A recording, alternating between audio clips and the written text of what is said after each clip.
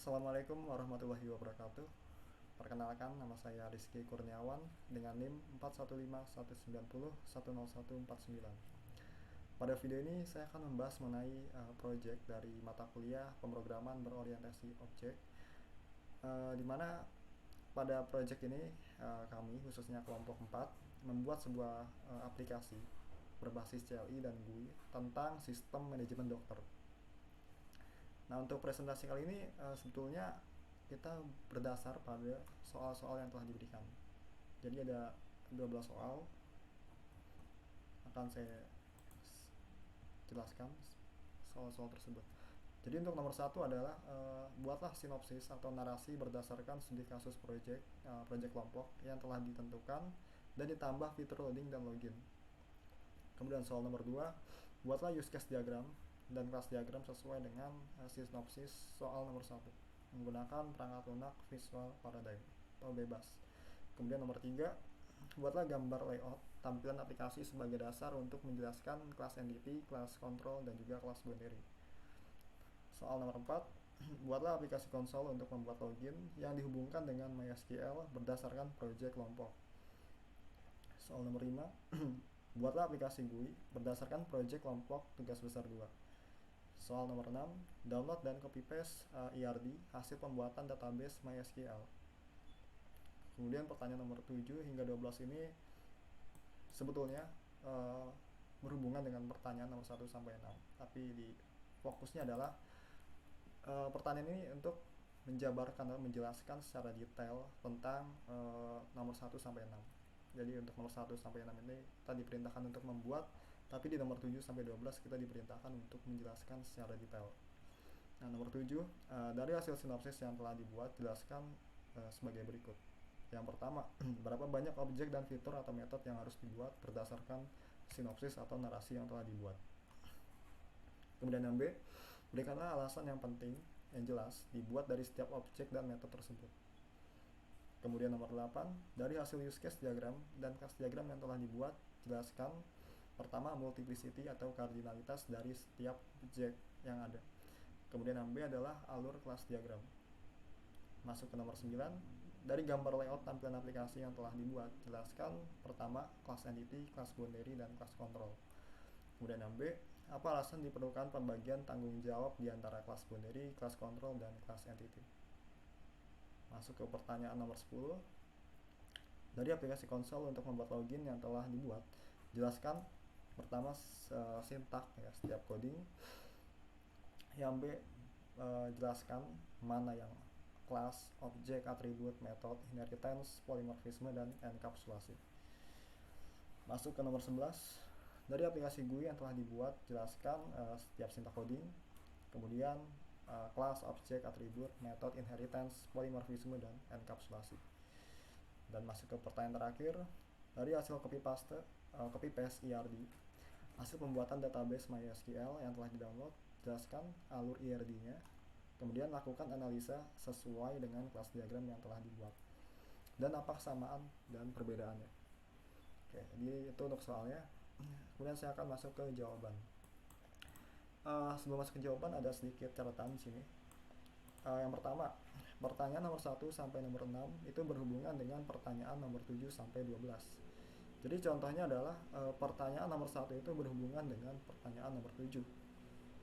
Contoh lainnya, nomor 2 berhubungan dengan nomor 8, pertanyaan nomor 3 berhubungan dengan nomor 9, pertanyaan 4 berhubungan dengan nomor 10, pertanyaan 5 berhubungan dengan nomor 11, pertanyaan 6 berhubungan dengan nomor 12. Kemudian catatan yang kedua adalah proses menjawab dilakukan secara berpasang-pasangan. Ya, sudah kita ketahui bahwa pertanyaan itu berpasang-pasangan. Contohnya, pertanyaan nomor 1 akan saya jawab dengan nomor 7. Jadi nomor 1, nomor 7, nomor 2, nomor 8, dan seterusnya. Oke, sekarang kita masuk ke pertanyaan nomor 1 dan 7.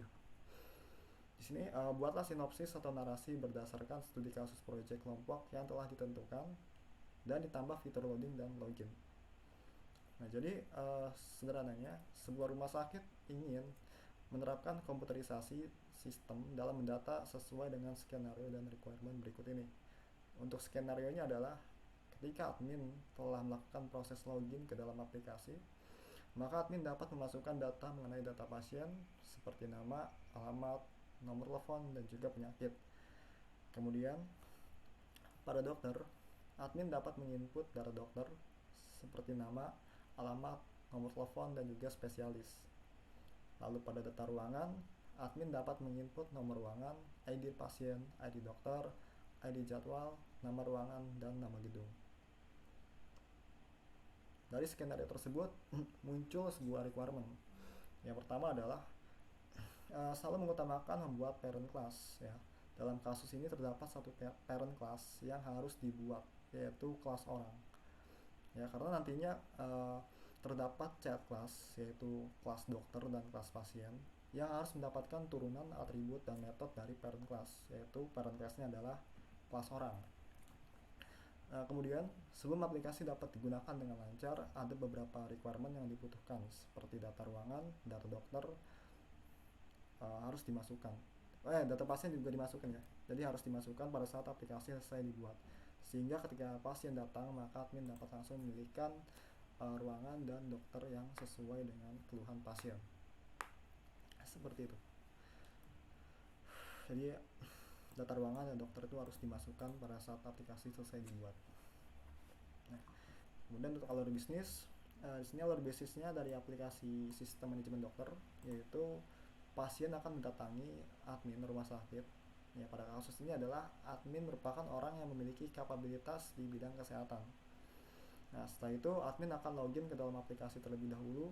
Setelah itu pasien akan mengatakan keluhan atau penyakit apa yang sedang dirasakan, seperti gangguan pernapasan, pencernaan, dan sebagainya. Setelah itu admin akan memasukkan data dokter yang sesuai dengan keluhan yang dialami pasien, dan juga nama pasiennya, data-data pasien lainnya.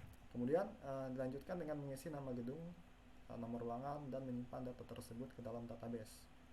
Kemudian pasien dapat langsung menuju ke gedung dan nomor ruangan yang diberikan oleh admin untuk mendapatkan tindakan dari dokter.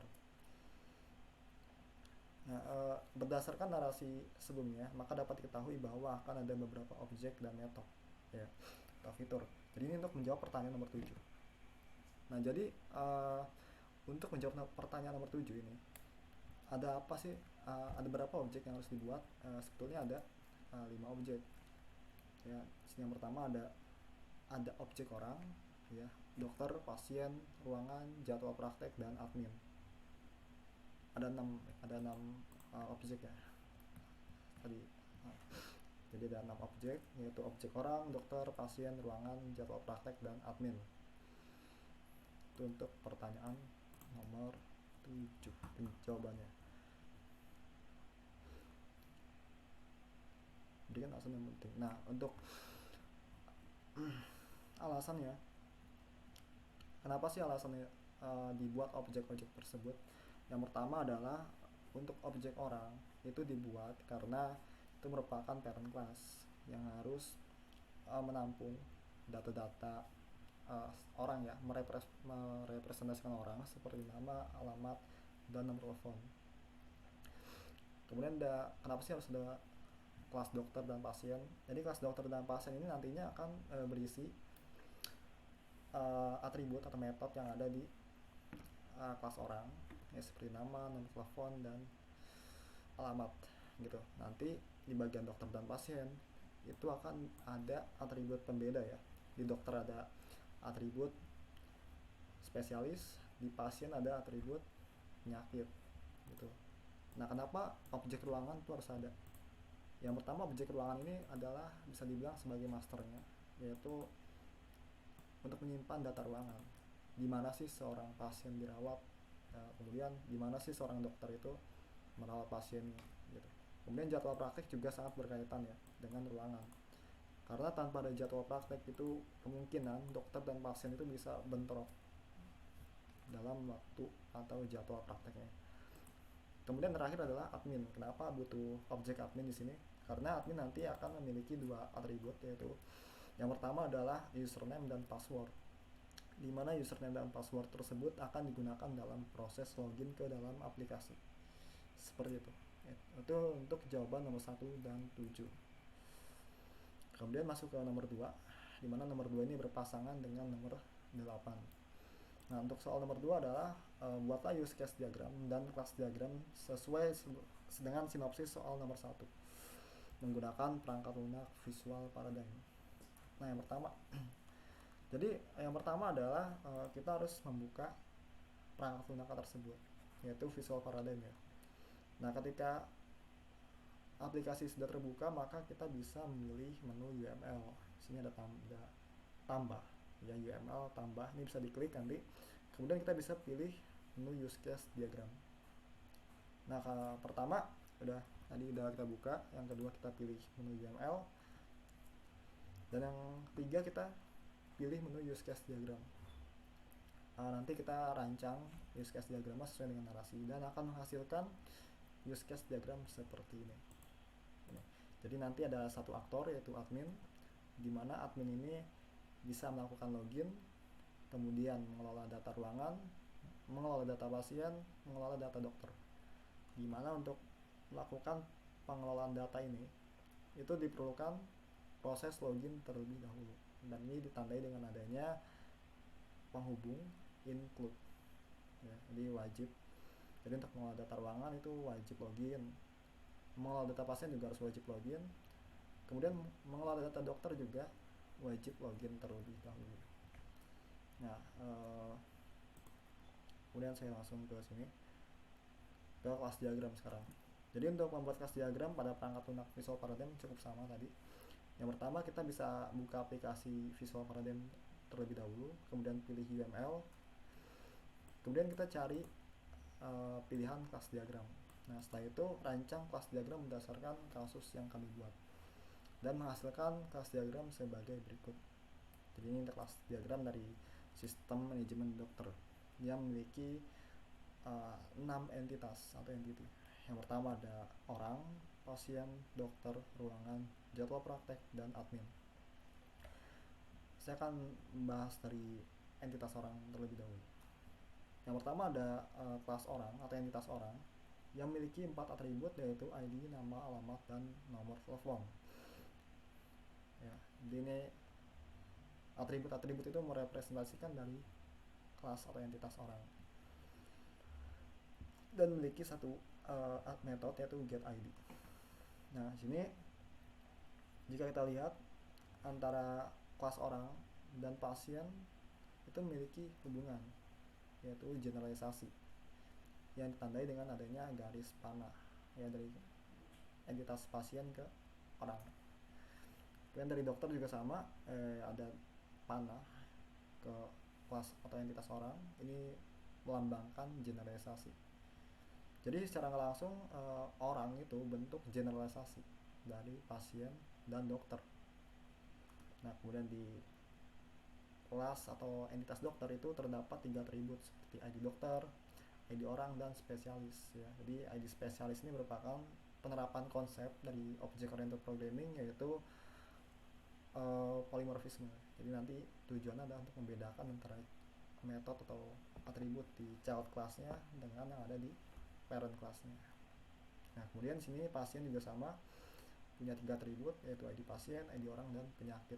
Di mana penyakit adalah merupakan penerapan ya konsep object oriented programming, yaitu polymorphisme. Ya, kemudian ada metode-metode sini, yaitu getID, ada setID. Ya, simpelnya adalah kalau getID itu kita mendapatkan ID, kalau set kita mengeset ID atau menentukan ID. Begitu juga dengan metode yang ada di dokter. Kemudian kita masuk ke dalam ruangan. Di sini ruangan memiliki beberapa atribut. Yang pertama ada ID, kemudian ID pasien, ID dokter, ID jadwal, nomor ruangan, nama gedung, nama ruangan juga ada.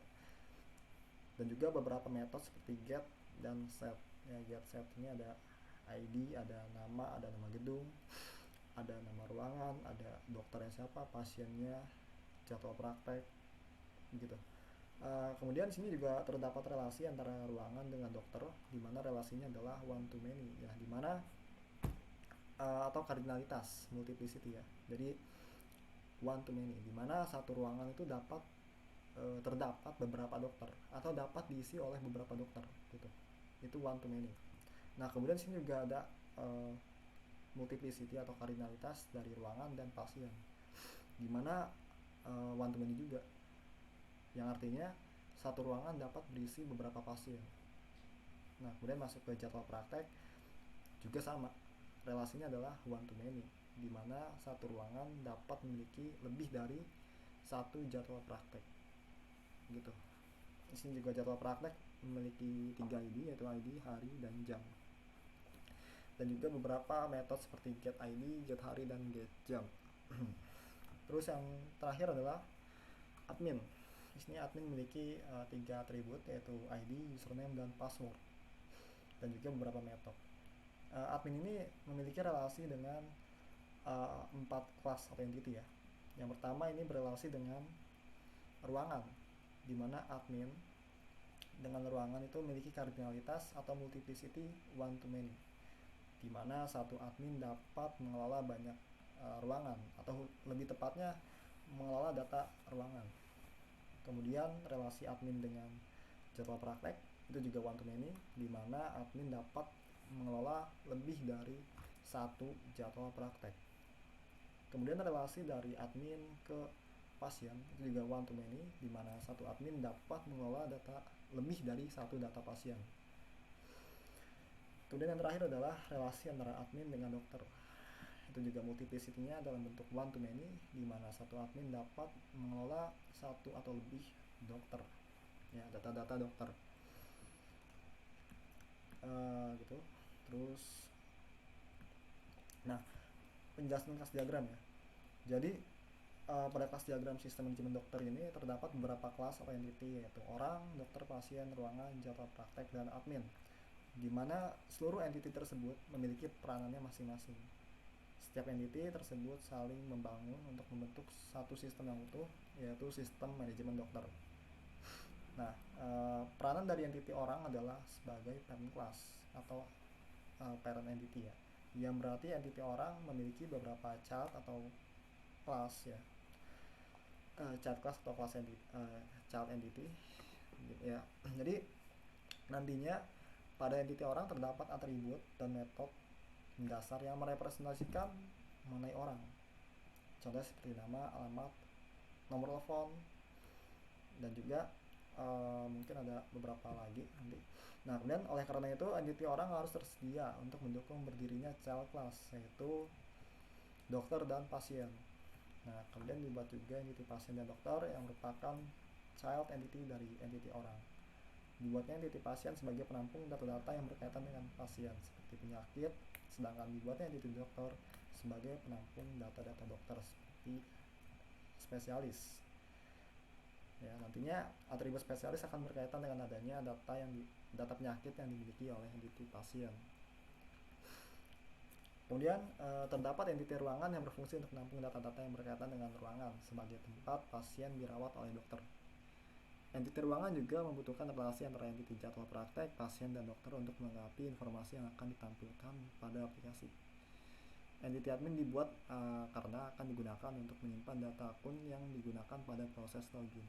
Jadi ini untuk pembahasan nomor 8. Ini penjelasan kelas diagram itu dan seterusnya itu penjelasan nomor 8, soal nomor 8. Karena di nomor 8 itu diminta tentang multiplicity atau kardinalitas dari setiap kelas objek yang muncul. Kemudian yang B adalah kelas alur dari kelas diagram tersebut. Sekarang kita jawab alurnya. Jadi untuk alurnya sini ini untuk relasi sudah saya bahas tadi, multiplicity juga sudah. Kemudian saya masuk ke alur kelas diagram. Nah, dari kelas diagram sistem manajemen dokter yang terdapat beberapa kelas entity di dalamnya seperti orang, pasien, dokter, admin, ruangan, jadwal praktek. Alurnya dimulai dari kelas entity admin yang harus diisi data terlebih dahulu, yaitu datanya username dan password, karena nantinya data ini akan digunakan dalam proses login. Nah, ketika sudah login, admin dapat melakukan pengisian data ke dalam kelas lain atau data lain seperti data pasien, data dokter, data ruangan, dan juga data jadwal praktek. Ya, jadi pada intinya adalah kita harus login dulu untuk melakukan pengisian data, dan ini sudah dijelaskan juga di use case diagram seperti itu.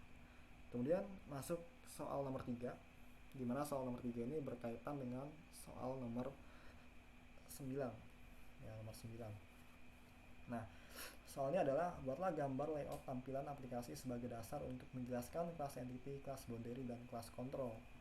Nah, yang pertama untuk membuat diagram atau layoutnya kita menggunakan visual paradigm sini, dan akan menghasilkan diagram seperti ini ya. Jadi ini sebenarnya mirip-mirip dengan kelas diagram, tapi ada tambahan lagi, yaitu ada control dan boundary. Nah, untuk entitas ini sebenarnya cukup mirip, sama ya, sama dengan kelas diagram, tapi sini ada tambahan lagi. Mungkin saya akan langsung bahas ke bagian boundary dan kontrolnya saja. Nah, jadi yang pertama adalah sini ada, saya bahas dari atas dulu, ada boundary login ya. Jadi simpelnya adalah, secara sederhana itu boundary itu sebenarnya kayak interface atau tampilan dari aplikasi gitu. Nah, ini ada boundary login yang isinya tuh ada dua metode, yaitu set visible dan dispose. Dimana set visible itu untuk melihatkan tampilan dari login, formnya nanti dia perlihatkan.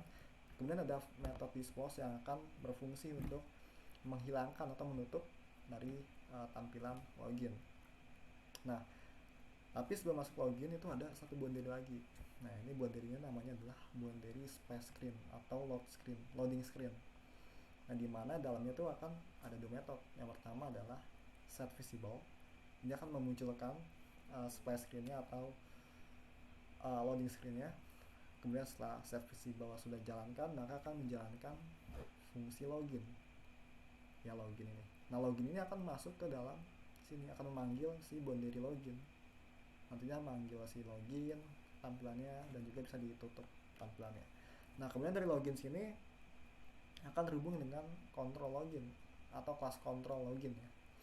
Dimana pada kelas control login ini terdapat beberapa metode.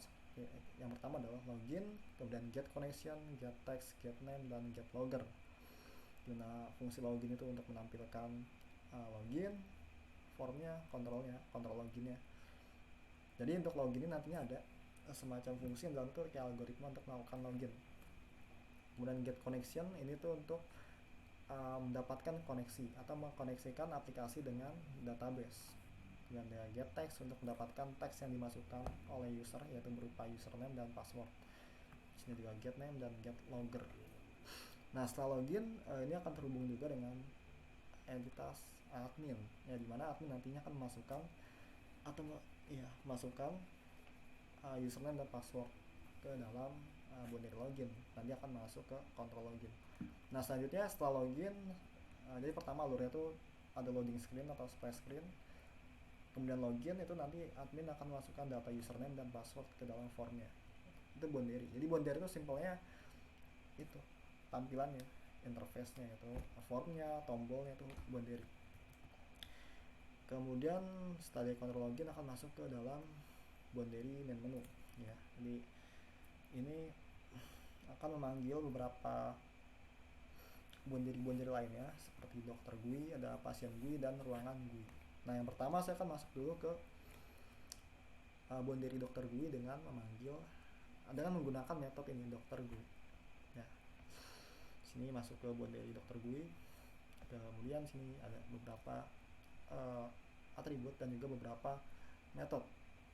Nah, di sini ada, kalau kita lihat ada satu metode, yaitu metode tampilkan, dimana tampilkan ini akan menampilkan menu atau interface dari dokter GUI ya, seperti formnya, tombolnya, dan lain-lain.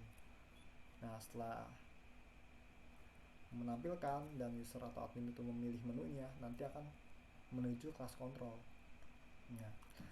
Kelas kontrol olah dokter, dimana sini ada satu metode, yaitu insert data dokter.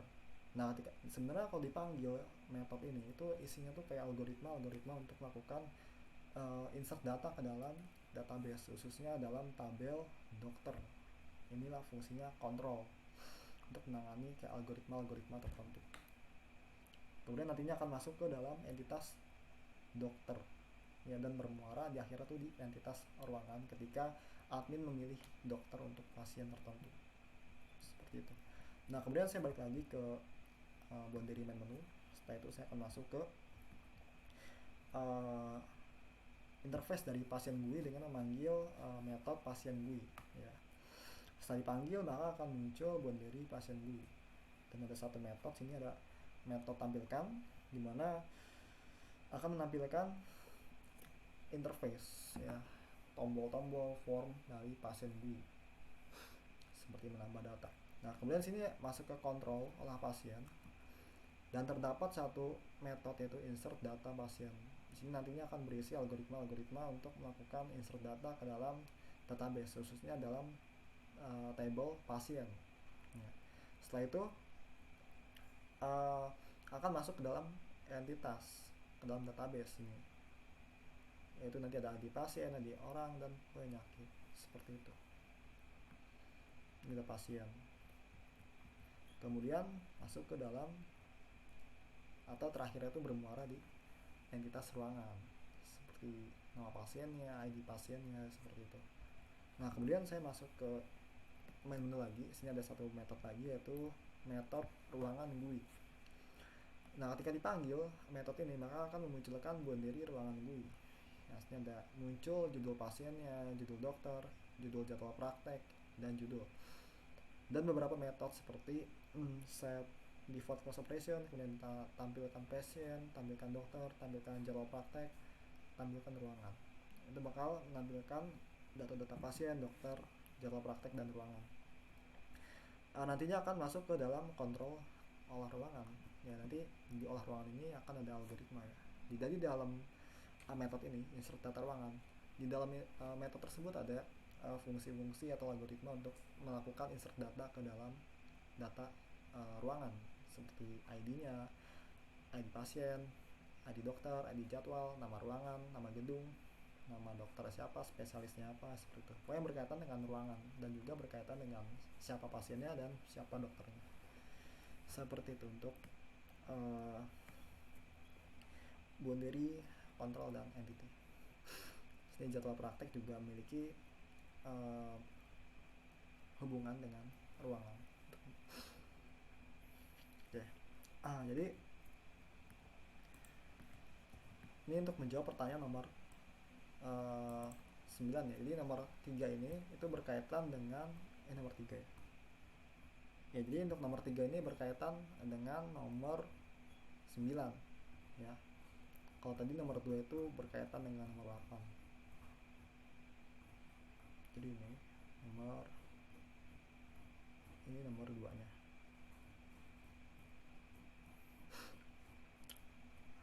Kemudian nomor 3 ini berhubungan dengan nomor 8. Jadi nomor 3 ini sebenarnya cuma kita menunjukkan membuat layoutnya itu kayak gimana. Nah di nomor 8 itu baru kita jelasin. Ini layoutnya untuk menjawab pertanyaan nomor 3. Nah untuk menjawab pertanyaan nomor 8, nah ini nomor 8 itu soalnya adalah, harus saya scroll lagi ke atas untuk lihat soalnya. Untuk soal nomor 8 itu kita nomor 9, sorry. Maksudnya nomor 9. Nomor 3 itu berkaitan dengan nomor 9, ya. Jadi kelas entity, kelas boundary, dan kelas kontrol sudah saya jelaskan tadi. Kemudian apa alasan diperlukannya pembagian tanggung jawab di antara kelas boundary, kelas kontrol, dan kelas entity? Ya, silakan langsung menjawab pertanyaan B, poin B. Karena poin A sudah saya jawab tadi ketika menjelaskan diagramnya. Nah, jadi ada intinya adalah kenapa sih diperlukan pembagian tanggung jawab antara kelas kontrol, kelas entity, dan kelas boundary? Karena yang pertama, ya, sebenarnya saya scroll dulu.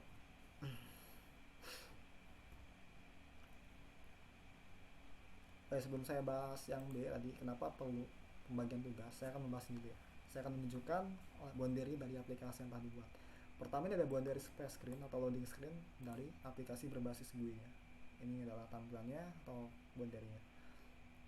Kemudian ada boundary space screen untuk loading screen CLI di sini. Ini menggunakan persen. Akan dihitung dari 0% sampai 100%. Itu untuk loading screen-nya. Nah, kemudian boundary login screen di sini ada tampilan loginnya, ada username, password. Nah, login, cancel ini kan boundary. Ya, tombol-tombol ya form itu boundary. Kemudian boundary login screen dalam bentuk CLI. Jadi ini boundary-nya adalah masukkan username, masukkan password. Formnya itu apa namanya? Boundary. Ya. Kemudian yang selanjutnya yaitu boundary main menu GUI. Jadi ini tampilan utama dari aplikasi kami, yaitu aplikasi sistem manajemen dokter. Ini nanti muncul tombol-tombol, ada tombol data dokter, data pasien, dan data ruangan. Dan ada tombol logout. Itu boundary-nya. Kemudian ada boundary main menu CLI. Sama ini menu-menu juga, yaitu menu dokter, pasien, ruangan, dan keluar. Tapi di sini tertulis dalam bentuk CLI atau command line. Kemudian sini ada boundary dokter GUI, di mana ada beberapa boundary. Sini ada masukkan tombolnya itu boundary, kemudian ada form itu juga boundary. Tampilan ini pun sebenarnya bisa dibilang sebagai boundary. Kemudian masuk ke boundary dokter CLI, sini sama. Ketika menu dokter dibuka itu nanti ada muncul menu lagi, ada list dokter untuk menampilkan data dokter. Kemudian yang kedua adalah input data dokter, yang nantinya akan muncul formnya seperti nama dokternya siapa, spesialisnya apa, nomor telepon, dan juga alamat. Nah, kemudian masuk ke boundary pasien GUI, sini juga sama. Boundary-nya tampilan, kemudian ada tombol masukan, ada formnya juga, nama, alamat, nomor telepon, dan juga penyakit. Lanjut boundary pasien CLI, sini juga sama ya. Jadi ketika sudah masuk ke pasien, menu pasien itu akan muncul beberapa boundary seperti namanya. Kemudian kita juga bisa masukkan data, maksudnya memilih menu berdasarkan nomor. Lanjut ke boundary ruangan GUI ya. Sini boundary-nya ada macam-macam. Layar ini juga boundary. Ada tombol, ada new drop down, pilih pasien, pilih dokter, ada nomor ruangan, nama gedung, drop down lagi, dan kemudian ada tombol masukan. Itu semua merupakan boundary dari sistem manajemen dokter pada menu ruangan atau boundary ruangan GUI. Dan lanjut pada boundary ruangan CLI. Nanti akan muncul juga boundary CLI seperti ruangan ya, ruangan CLI sini seperti list ruangan, input data ruangan, dan kembali. Nah, itu merupakan boundary ya, yang ditampilkan ke layar si pengguna. Nah, kita masuk ke pertanyaan nomor 8 yang nomor 9 yang bagian B. Kenapa sih dibutuhkan pembagian tanggung jawab di antara kelas boundary, kelas control, dan kelas entity? Nah, alasannya adalah agar program itu lebih terstruktur, lebih mudah untuk di maintenance, dan juga lebih mudah untuk dikembangkan. Itu alasan pertamanya. Nah, kemudian dengan memisahkannya juga antara kelas control, entity, dan boundary itu juga memudahkan kita sebagai seorang developer ketika melakukan update atau perbaikan pada aplikasi tersebut ya. Yang nantinya secara langsung itu dapat memudahkan developer lainnya untuk mengembangkan aplikasi tersebut. Sesimpel itu sederhananya. Jadi nanti lebih simpel kalau mau benerin tentang tampilan itu kita bisa masuk ke kelas boundary gitu. Kalau benerin kontrol ya kita benerin kontrol yang biasa itu berisi tentang algoritma atau metode. Kalau mau fokus ke entity ya kita fokusnya ke entity, jadi lebih mudah, lebih terstruktur, lebih jelas. Kalau yang salah boundary ya kita benerin ke boundary. Nah, kemudian pertanyaan nomor 4, di mana pertanyaan nomor 4 ini berkaitan erat dengan pertanyaan nomor 10 ya. Jadi buatlah aplikasi konsol untuk membuat login yang dihubungkan dengan MySQL berdasarkan project kelompok. Nah, sini sebenarnya ada tutorial ya. Jadi tutorial ini akan dijelaskan secara rinci dari awal sampai akhir. Nah, tapi untuk menjawab pertanyaan nomor 4 ini berkaitan dengan nomor 8. Nah, untuk soal nomor 8 itu ada nomor 10. Nomor 4 berkaitan dengan nomor 10. Di mana soal nomor 10-nya adalah jelaskan setiap sintak coding, yaitu yang A, nomor 10A. Kemudian yang B adalah menjelaskan mana sih yang kelas, objek, inheritance, polymorphisme, dan lain-lainnya. Kayak gitu ya. Jadi yang pertama kita akan bikin tutorial dulu untuk membuat programnya. Kita kembali ke nomor 4. Jadi nomor 4 ini berkaitan erat dengan atau berhubungan dengan nomor 10. Nah, jadi pertama adalah kita membuat aplikasi konsol yang untuk membuat login yang dihubungkan dengan database MySQL adalah dengan menggunakan atau membuat project terlebih dahulu pada Apache NetBeans. Tapi sebelum membuat Apache-nya atau menginstal Apache, itu kita harus install dulu dan jalankan SAM ya, dari Apache-nya untuk web server dan kemudian dari MySQL-nya untuk database-nya, seperti itu. Nah, kemudian ketika sudah masuk ke NetBeans-nya, kita bisa klik file, kemudian new project. Setelah itu pilih Java with ARM dan pilih selanjutnya adalah Java application. Setelah itu kita memberi nama project yang akan dibuat. Nah, sini saya membuat nama projectnya adalah TB2 PBO kelompok 4. Nah, saya finish. Nanti di bagian source package-nya itu kita buat package baru, yaitu untuk CLI dan GUI, untuk memisahkan aja mana sih program yang CLI, mana program yang GUI, untuk memudahkan. Nah, selanjutnya kita bikin package baru CLI yang tadi saya bilang. Nah, di package CLI itu kita buat Java class ya, Java class yang kita beri nama System Management Doctor and CLI ya. Jadi di sini nanti program-program CLI gitu. Nah, ini ada programnya, dan sini untuk menjawab pertanyaan nomor 10A, menjelaskan setiap sintak coding yang ada pada program. Nah, yang pertama sini kita lihat bahwa ada beberapa kode. Sini ada package CLI, import Java IO dan sebagainya. Nah, simpelnya adalah package CLI ini memiliki arti bahwa kode program ini atau source code ini berada pada package CLI. Kemudian sini kita melakukan import library yang ada pada Java ya, seperti buffer reader, IO exception, ada input stream reader, ada SQL, ada scanner ya. Dimana masing-masing library tersebut adalah berfungsi untuk menangani masukan dari user. Tapi untuk yang java.sql ini untuk menangani database. Nah, simpel seperti itu. Kemudian masuk lagi. Nah, tapi sebelumnya kita menghubungkan aplikasi kita dengan database itu menggunakan salah satu API dari Java, yaitu Java Database Connection atau JDBC gitu. Kemudian lanjut lagi. Nah, setelah kita import library-nya, kita tulis package-nya apa gitu, kita lakukan pendeklarasian 3 kelas, yaitu dokter, orang, dan pasien ya. Di sini bisa dilihat. Nah, sini ada kelas orang, kelas dokter, kelas pasien. Nah, tapi di sini ada beberapa atribut di kelas orang seperti nama, alamat, nomor telepon. Kemudian di kelas dokter, extend orang. Ini maksudnya extend itu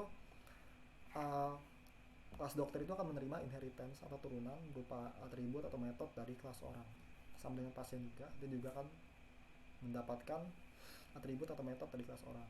Cuma dalam kasus ini saya akan nggak bakal jelasin detail, karena nanti akan saya jelaskan di bagian kedua untuk konsep-konsep object oriented programming. Untuk di sini saya fokus untuk menjelaskan codingannya secara sederhana aja. Kemudian selanjutnya adalah sini ada fungsi atau metode sistem manajemen dokter, bukan fungsi di sini kelas sistem manajemen dokter CLI, di mana dalamnya itu ada beberapa fungsi. Yang pertama adalah fungsi list data dokter. Nah, bisa kita lihat sini kita membuat sebuah objek input user itu untuk melakukan penanganan terhadap masukan yang diberikan oleh user atau admin.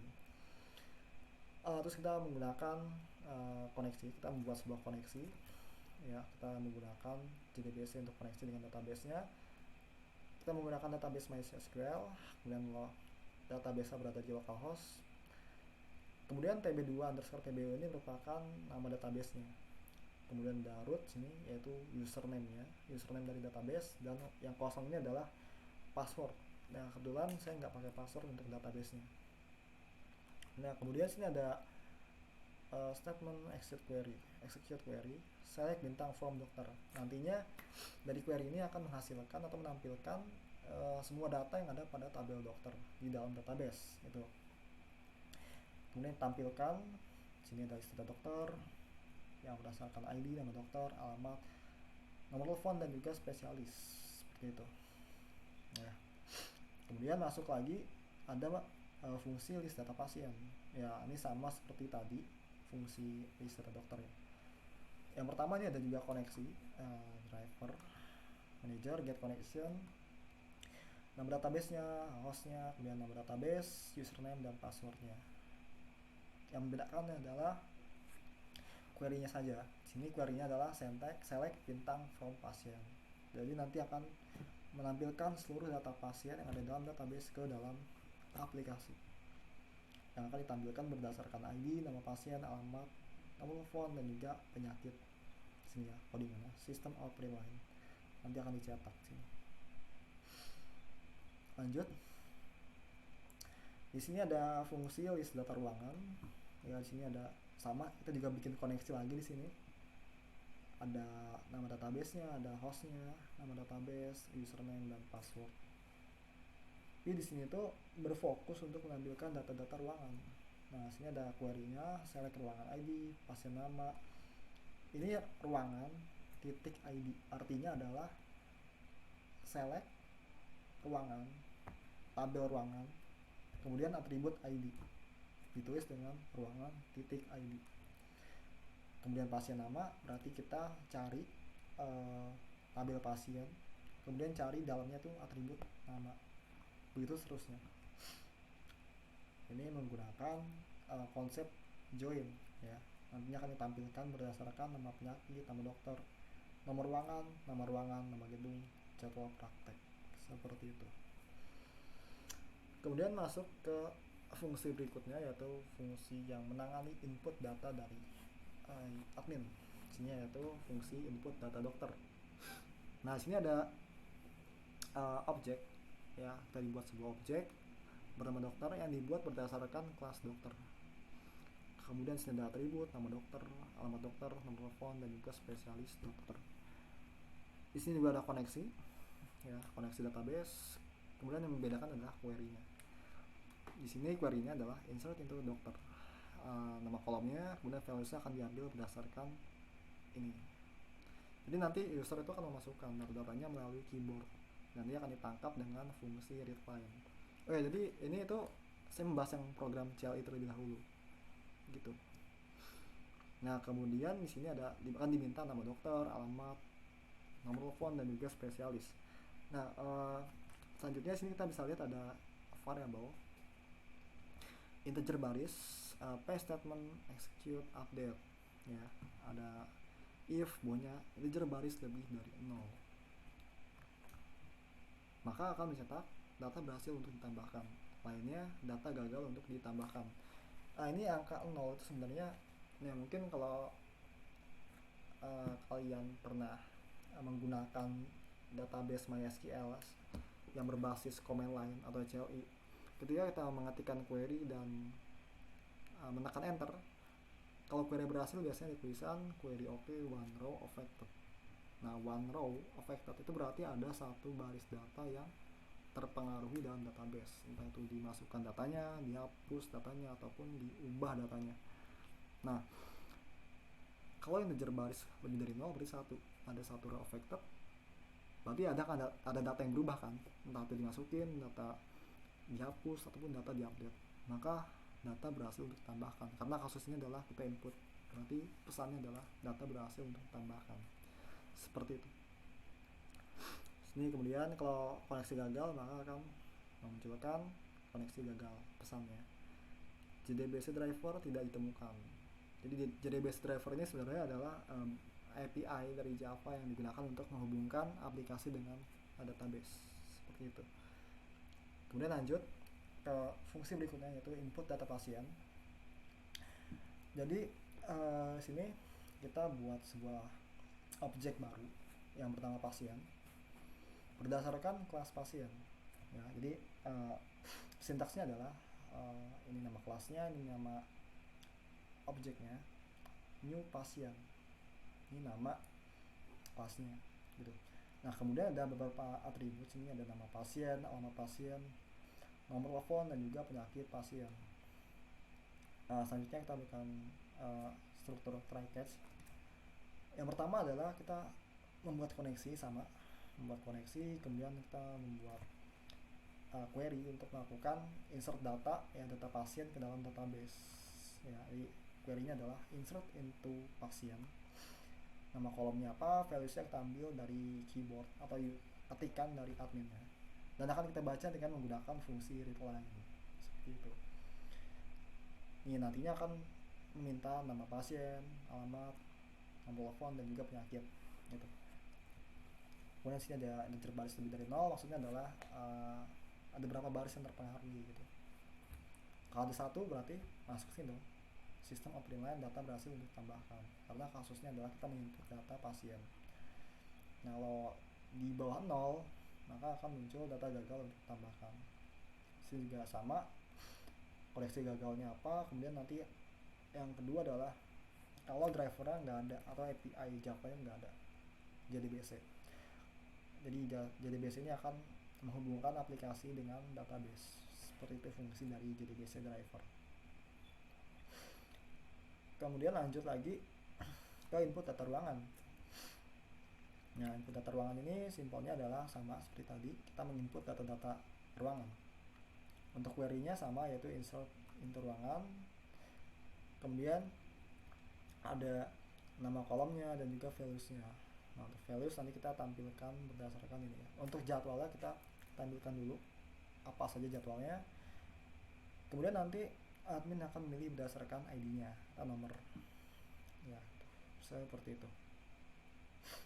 Untuk nama ruangan, nomor ruangan, nama gedung itu nanti kita masukin melalui keyboard, kita tulis saja, ketik langsung. Misal nomor ruangan nomor 1, itu kita ketik 1 di keyboard, seperti itu. Kemudian sini juga sama, integer baris lebih dari 0 berarti ada baris yang terpengaruh dalam database. Kalau ada berarti 1, berarti ada, dan akan memunculkan data berhasil untuk ditambahkan. Kalau nggak ada, maka data gagal untuk ditambahkan. Sini ada sistem output line, koneksi gagal. Kemudian ada lagi JDBC driver tidak ditemukan kalau koneksinya gagal. Ini yang pertama. Kalau yang kedua ini kalau nggak ada driver atau Java API JDBC, Java Database Connection. Kalau itu nggak ada, maka nanti akan muncul pesan ini, JDBC driver tidak ditemukan. Dan nantinya nggak bisa terhubung ke database kalau nggak ada JDBC-nya, seperti itu. Kemudian masuk ke menu dokter. Ya sini akan menampilkan menu dokter ya, menu dokter menggunakan struktur do while. Jadi nanti akan dimunculkan sini ya. Nanti akan dimunculkan pertama list dokternya apa, itu menunya dimunculkan dulu. Nomor 2 itu input data dokter, yang ketiga kembali. Nah setelah itu akan muncul pilih menu. Nanti user diarahkan untuk memilih menunya. Nah misalnya pilih list dokter, maka akan masukkan angka 1. Nah kalau dokter pilih input data dokter, maka akan masukkan angka 2 gitu. Nanti akan diarahkan dengan menggunakan switch case ya, berdasarkan variabel pilih. Kalau pilih 1 maka akan memanggil list data dokter, fungsi list data dokter. Kalau pilih 2 nanti akan memanggil fungsi input data dokter, begitu seterusnya. Kalau lebih dari 3 itu maka memunculkan pesan, maaf ya Nanda, pilihan yang Anda pilih tidak ada gitu. Kemudian masuk ke menu pasien. Fungsi menu pasien sini sama seperti tadi menu dokter, akan menampilkan menu-menu apa saja yang ada, seperti list pasien, input data pasien, dan juga kembali. Nantinya akan diarahkan untuk memasukkan pilihan ya. Kalau pilih 1 nanti akan memanggil list data pasien, fungsi list data pasien. Kalau pilih 2 itu nanti akan diarahkan ke input data pasien, seperti itu. Nah kalau yang ketiga kan kembali kan, nanti kembali kita set variabel n bernilai 3. Nah ketika n nya tidak sama dengan 3 maka akan menjalankan dunia lagi. Tapi kalau n nya udah 93 itu bakal keluar dari struktur while-nya atau kembali ke main menu seperti itu. Kemudian lanjut menu ruangan di sini, fungsi menu ruangan. Yang ini nanti akan munculin menu-menu apa saja yang ada di menu ruangan. Yang pertama dari ruangan, input tata ruangan, dan kembali. Sama nanti user akan diarahkan untuk memilih berdasarkan nomornya, nomor menunya 1, 2, dan 3. Kalau pilih 1 nanti akan memanggil fungsi list tata ruangan yang akan melihatkan atau menampilkan data tata ruangan. Kemudian yang case kedua, kalau user itu memasukkan angka 2 ke dalam aplikasinya, maka nanti akan memanggil fungsi input tata ruangan. Ini kalau nggak ada pilihannya, maka maaf ya Anda tidak ada seperti itu. Nah, kemudian ini ada fungsi main atau fungsi utama dari program ini. Nah, sini ada scanner input. New scanner ini kita buat objek bernama input berdasarkan kelas scanner yang untuk menangani masukan dari pengguna atau admin. Nah, kemudian sini ada beberapa variabel. Yang pertama ada variabel integer n dengan nilai 0 atau value-nya tuh 0. Kemudian ada string, username dan password. Nah, setelah itu nanti ada for integer 0, i kurang dari 100, i plus dengan 10. Nantinya i nya itu akan diincrement dengan 10. Nah, ini simpelnya tuh untuk membuat loading screen tadi yang ada 10%, 20% sampai 100%. Nih, jalanin di sini. Nah, setelah itu akan membuat koneksi lagi untuk terhubung ke database. Nah, setelah terhubung, nantinya sistem atau aplikasi akan meminta admin untuk memasukkan username dan password. Ya, nanti akan ditangkap dengan menggunakan fungsi next line ya. Oke, setelah itu akan dicek menggunakan query ini, select bintang from admin, where username-nya siapa, password-nya apa. Nah, kalau ada nanti berarti masuk benar, berarti masuk ke kode berikutnya. Di sini ada do scanner x scanner. Nah, sistem simpelnya adalah sini tuh akan menampilkan menu utama. Ada menu dokter, menu pasien, menu ruangan gitu. Dan terakhir adalah keluar. Dan nantinya user atau admin akan diarahkan untuk memilih menunya berdasarkan nomornya, urutannya, dokter 1, pasien 2, ruangan 3, keluar 4, seperti itu. Ini sama, kalau pilihan itu nggak ada maka akan muncul maaf yang anda pilih tidak ada atau tidak tersedia. Nah, untuk yang ini else-nya itu masukkan username dan password dengan benar. Nah, ini kalau nggak ada, kalau dari set else-nya itu nggak ada, nggak dapet gitu, nanti akan masuk ke sini username dan password, masukkan username dan password dengan benar. Ya, berarti tadi itu yang kita masukin ini salah, makanya nanti muncul pesan ini. Lanjut lagi, nah sini baru kita bahas pertanyaan nomor 9, nomor 3, nomor 9 sebentar. Ini tuh pertanyaan nomor 3 atau 4 ya.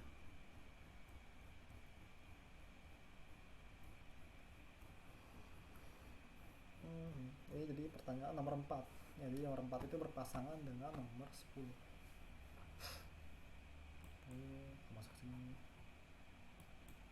Nah, ini sini tadi kita jelasin yang 10.a penjelasan setiap codingnya, setiap sintak coding.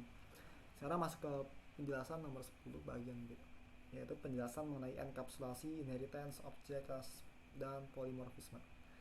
Nah, di sini ada 3 kelas ya. Sini ada kelas orang, kelas dokter, dan kelas pasien yang ditunjukkan dengan kotak berwarna ungu.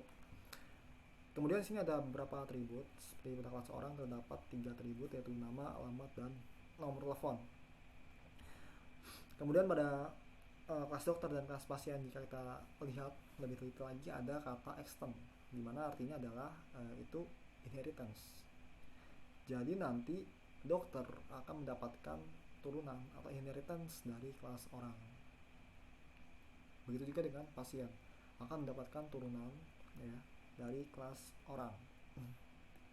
Jadi nanti kelas dokter itu isinya ada nama, alamat, dan nomor telepon.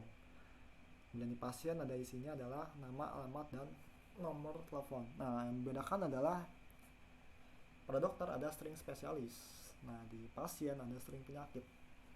Nah, ini proses pembedaan antara child class dengan parent classnya dinamakan dengan konsep polimorfisme. Ya, jadi konsep ini akan membedakan antara atribut atau metode yang ada di parentnya dengan yang ada di childnya. Dalam kasus ini parentnya adalah orang dan childnya adalah dokter dan pasien, seperti itu. Kemudian sih ada kelas, ya ada enkapsulasi juga. Jadi untuk public class system management dokter CLI ini ada tulisan public, berarti itu enkapsulasinya. Access modifier itu public, bebas untuk diakses dari manapun. Kemudian sih ada fungsi list data dokter, itu juga public, yang berarti fungsi tersebut dapat dipanggil dari manapun. Nah, yang kotak warna jingga ini itu kita buat objek baru yang bernama input user berdasarkan kelas buff reader. Selanjutnya ada fungsi list data pasien, yang sama nih public juga untuk enkapsulasi ini atau access modifiernya. Berarti fungsi ini tuh dapat diakses secara bebas.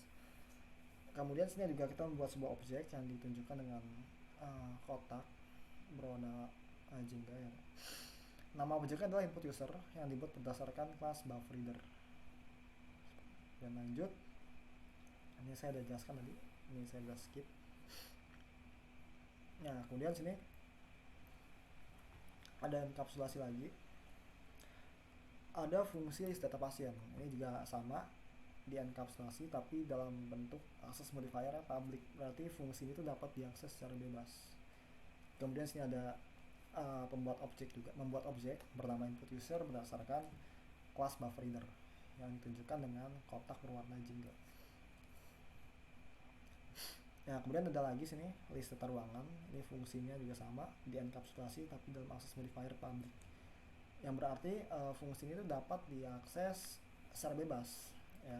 Kemudian di sini ada sama, buat objek baru bernama input user dengan berdasarkan pada kelas buff reader. Nah, kemudian sini ada fungsi input data dokter. Ini ada kata public, ini merupakan enkapsulasi ya. Jadi access modifier itu public, yang berarti fungsi input data dokter itu dapat diakses secara bebas. Kemudian sini kita membuat objek ya. Sini objek dokter berdasarkan kelas dokter. Nah, tunjukkan dengan adanya keyword new dokter. Kemudian objek yang kedua yang dibuat adalah objek input user yang dibuat berdasarkan kelas buff reader. Nah, kemudian fungsi input data pasien. Sini ada membuat objek lagi. Objeknya adalah pasien yang dibuat berdasarkan kelas pasien. Kemudian sini juga membuat objek input user yang dibuat berdasarkan kelas buffer reader.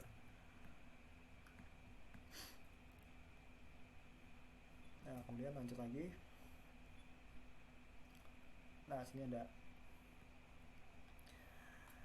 input data ruangan fungsi ya. Ini enkapsulasinya public ya, dengan akses modifier public ya. Gitu. Berarti fungsi input data ruangan ini dapat diakses secara bebas atau public. Nah, kemudian sini ada membuat objek yang ditunjukkan dengan kotak berwarna jingga. Sini. Nama objeknya adalah input user yang dibuat berdasarkan kelas buff reader.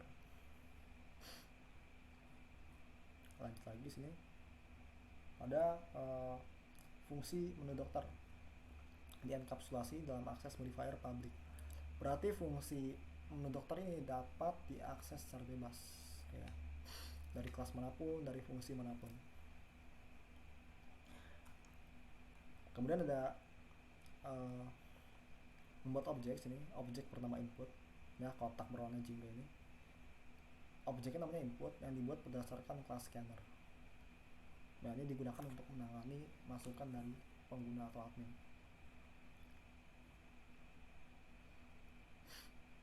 Kemudian sini Ada fungsi menu pasien yang dienkapsulasi tapi dalam bentuk publik. Berarti fungsi menu pasien ini dapat diakses secara bebas dari kelas manapun atau dari fungsi manapun. Nah, di dalamnya tuh kita membuat sebuah objek baru bernama input yang dibuat berdasarkan kelas scanner. Nah, selanjutnya fungsi menu ruangan. Sama nih enkapsulasi juga, tapi enkapsulasinya atau access modifier itu public. Ya berarti fungsi menu ruangan ini tuh dapat diakses secara bebas ya. Kemudian sini ada kotak berwarna jingga ini menunjukkan kita membuat objek bernama input yang dibuat berdasarkan kelas scanner.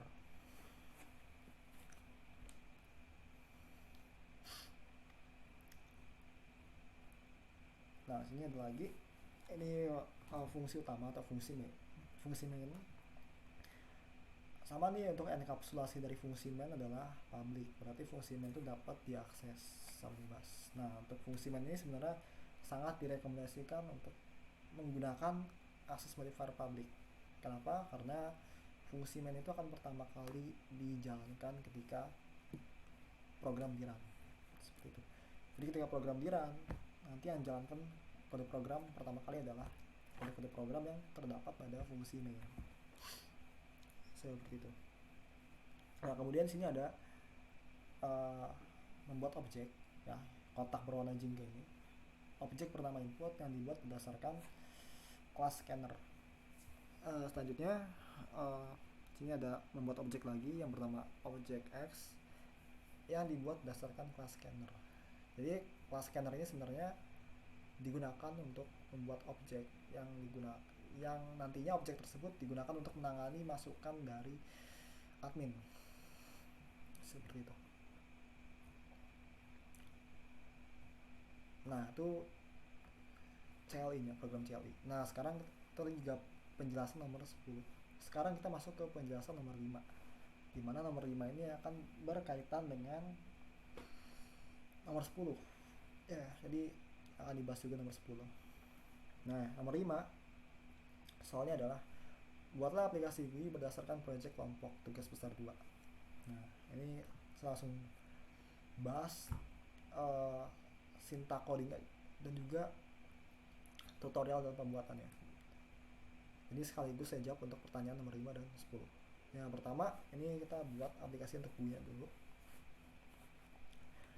Yang pertama kita buka dulu NetBeans-nya, terus kemudian pilih source package, kita klik new dan pilih Java package. Kita bisa pilih kita masukkan Java package-nya tuh namanya GUI, contohnya aja. Jadi untuk package GUI itu nanti isinya tuh program-program GUI. Lalu klik finish. Kemudian sini pertama adalah kita buat splash screen atau loading screen terlebih dahulu. Nah, di package-nya kita klik kanan, kemudian pilih new dan pilih gframe form. Setelah itu membuat gframe form dengan nama splash screen. Lalu klik finish nanti kita susun, kita desain tampilannya mau seperti apa. Nah, untuk sistem manajemen dokter itu menggunakan JLabel 1 untuk variabelnya.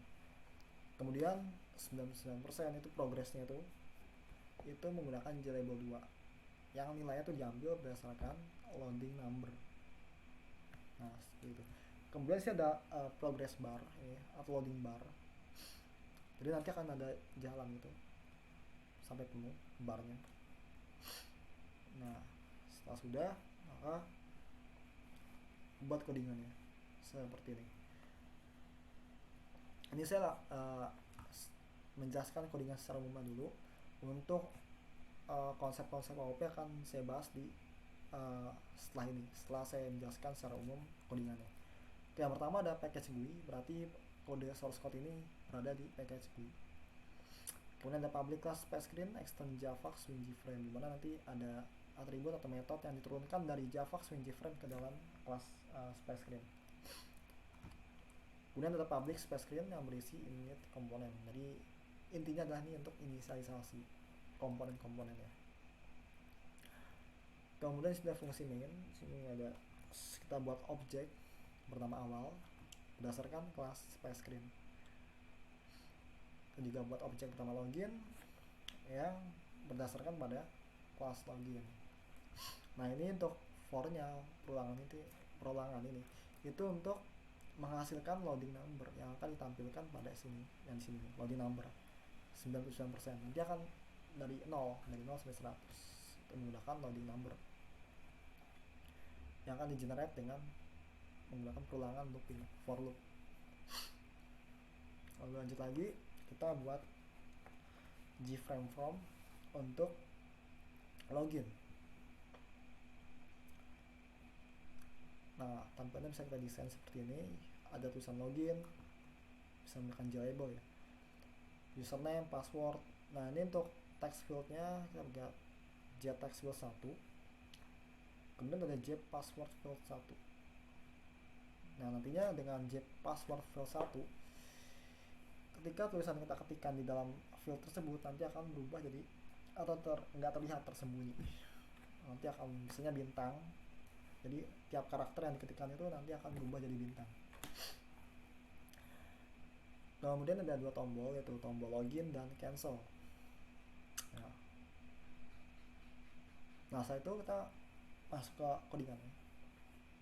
Samar ini untuk package GUI, berarti source code ini berada di package GUI. Kemudian ini ada import Java logging screen, logging level. Ini maksudnya adalah kita melakukan import library yang akan digunakan dalam source code ini. Kemudian lanjut, kita melakukan inisialisasi terhadap kelas login ya dengan menggunakan fungsi init component. Lanjut sini ini fungsi ya, fungsi jbutton one action perform. Nah kalau kita lihat jbutton 1 itu tombol login ya tadi berdasarkan desainnya. Jadi nanti kita pertama adalah kita buat koneksi dulu untuk terhubung ke database. Nantinya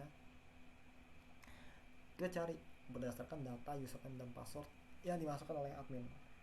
Nanti dicocokkan, select bintang from admin where username-nya apa and password-nya apa. Kalau memang sama ada, nanti berarti berhasil masuk gitu. Selanjutnya kalau salah, kalau nggak ditemuin berdasarkan query tersebut, maka akan muncul pesan masukkan username dan password dengan benar ya. Berarti nanti admin akan disuruh untuk memasukkan username dan password dengan benar. Lanjut lagi sini private void jbutton 2 action perform. Nah jbutton 2 ini tadi tombol cancel ya, tombol cancel yang ada pada form login ya. Ketika diklik maka akan exit, akan mengeluarkan program. Selanjutnya di sini ada fungsi yang digunakan untuk menampilkan login form pada layar, yaitu void main. Sini ada new login, kunci di sini ya, set visible true, seperti itu. Kemudian masuk lagi ke membuat gframe untuk main ya.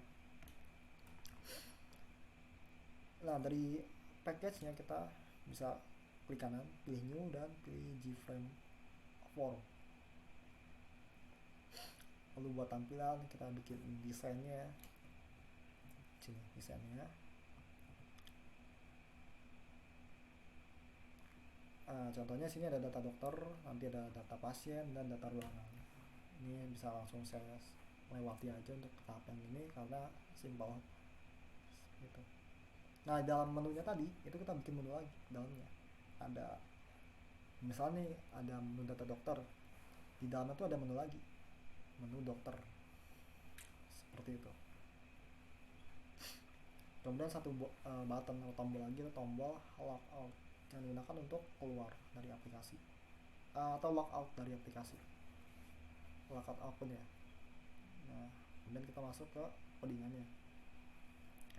Package GUI berarti source code-nya itu berada pada package GUI. Kemudian kita mengimport beberapa library yang akan digunakan dalam source code ini seperti itu. Nah kemudian sini ada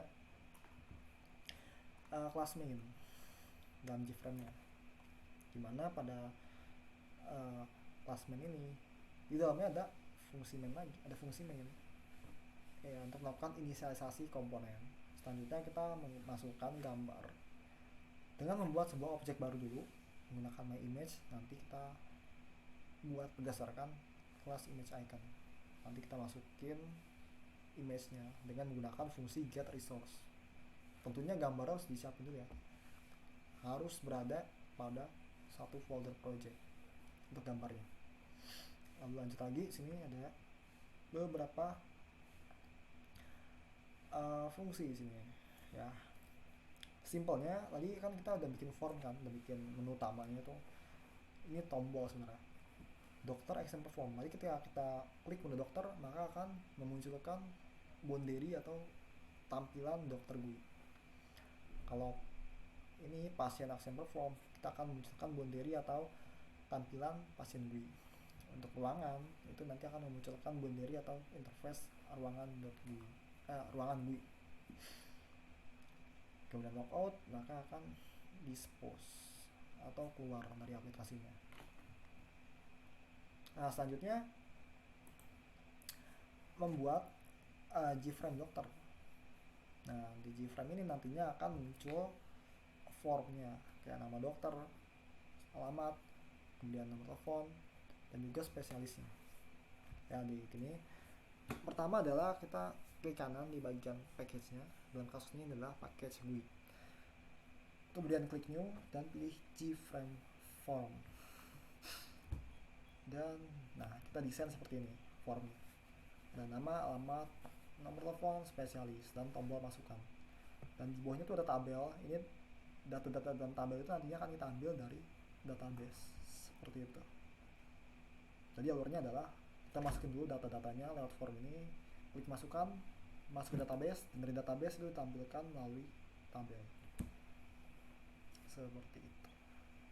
Lanjut lagi, sini ada beberapa library yang akan digunakan seperti import Java SQL connection. Nantinya kalau ada kata SQL itu berhubungan dengan database. Kalau util logging level, logging logger, JOption pane itu lebih ke arah aplikasi sendiri untuk melakukan logging. Nah, kemudian lanjut lagi, sini ada dua kelas di dalam kelas dokter GUI. Nah, dua kelas tersebut adalah kelas orang sama kelas dokter external orang. Dimana kelas orang itu terdapat 3 atribut, yaitu nama, alamat, dan nomor telepon. Kemudian kelas dokter external orang itu ada satu variabel baru, string spesialis. Ini penerapan polymorphisme. Kemudian sini nantinya kelas dokter external orang itu isi atributnya adalah nama, alamat, nomor telepon, dan juga spesialis. Itu isinya nanti. Kemudian lanjut akan tampilkan. Nanti akan ditampilkan. Lanjut lagi, sini ada J button one action perform. Nanti kan di desain form untuk dokter itu kan ada tombol masukkan ya. Nah, itu maksudnya adalah kita akan masukkan data-data yang tadi isi di form tersebut ke dalam database gitu. Nah, sebentar. Nah, selanjutnya lagi. Nah, sini ada try catch. Yang pertama adalah kita akan membuat koneksi untuk terhubung dengan database. Setelah itu, jika terhubung, kita melakukan query, yaitu query-nya adalah insert into dokter, nama kolomnya apa atau nama atributnya, kemudian values-nya kita ambil berdasarkan form tersebut yang diambil berdasarkan menggunakan fungsi getText ya gitu. Kemudian if p baris lebih dari 0 itu maksudnya adalah apakah ada data yang terpengaruh dalam database. Ya, terpengaruh dalam kasus ini adalah dalam artian hapus data, input data, update data. Kalau ada berarti 1. P baris lebih dari 0. Jika P barisnya 1, berarti ada data yang masuk dalam kasus ini. Maka nanti akan muncul pesan sukses dalam bentuk JOption pane gitu. Kemudian kalau gagal itu nanti akan muncul pesan gagal seperti itu. Nah, kemudian kalau ada data di form itu yang kosong itu nanti akan muncul lagi JOption pane yang akan menampilkan tulisan ada data yang belum diisi seperti itu. Kemudian lanjut lagi, sini ada tabel mouse click. Jadi nanti di bawah tombol masukkan kan ada tabel. Nah, di tabel tersebut nantinya ada data-data yang diambil dari database. Nah, ketika kita klik uh, satu baris saja dalam tabel tersebut, nah nanti data-data yang di baris itu tuh akan muncul di formnya kembali. Nah, itu ditampilkan dengan menggunakan set text seperti itu. Ya, jadi dari database itu diambil dulu berdasarkan ID-nya, kemudian dikonversi ke string, nanti dimasukkan ke formnya dengan menggunakan perintah set text. Kemudian ada fungsi untuk menampilkan data table dari dokter untuk melihat data sesuai dengan yang ada dalam database. Di sini void tampilkan. Nah, sini kan ada query-nya. Yang pertama kita buat koneksi dulu. Driver, manager, get connection. Sama ini untuk hostnya, hostingnya, nama database, username, dan password. Nah, sini untuk query-nya adalah select bintang from dokter. Nantinya data dokter itu akan ditampilkan. Data dokter dari database akan ditampilkan di aplikasi seperti itu. Nah, lanjut lagi sini kita buat pasien GUI ya, Gframe pasien.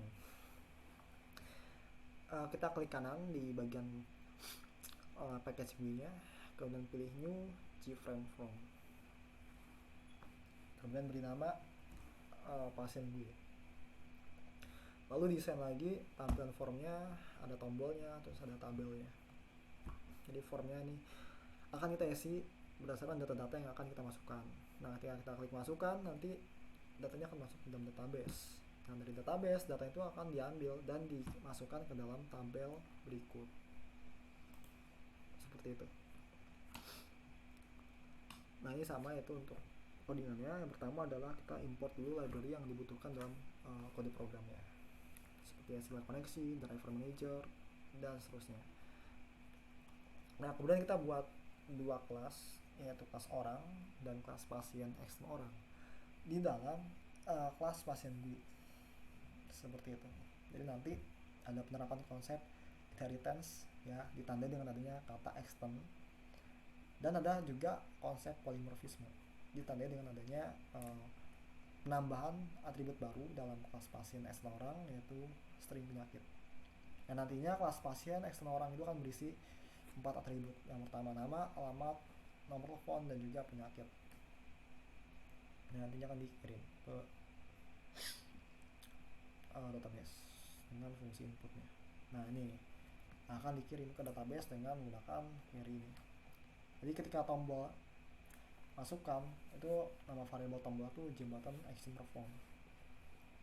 Ketika klik masukkan, nanti akan melakukan membuat koneksi dulu, membuat koneksi dengan database. Selanjutnya membuat query. Query-nya adalah insert into pasien, kemudian nama atributnya atau nama kolomnya, dan values-nya kita ambil dari form-form tadi di atas formnya itu, kita ambil menggunakan fungsi getText.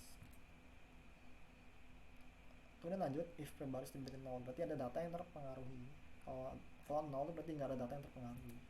Kalau lebih dari 0, contoh 1, 2, 3, dan seterusnya, berarti ada data yang terpengaruhi dalam database. Entah itu data dihapus, ditambah, ataupun diubah. Kalau lebih dari 0, maka akan muncul pesan sukses. Kalau di bawah 0, itu akan munculkan pesan gagal. Selanjutnya nih, sini ada JOption pen lagi.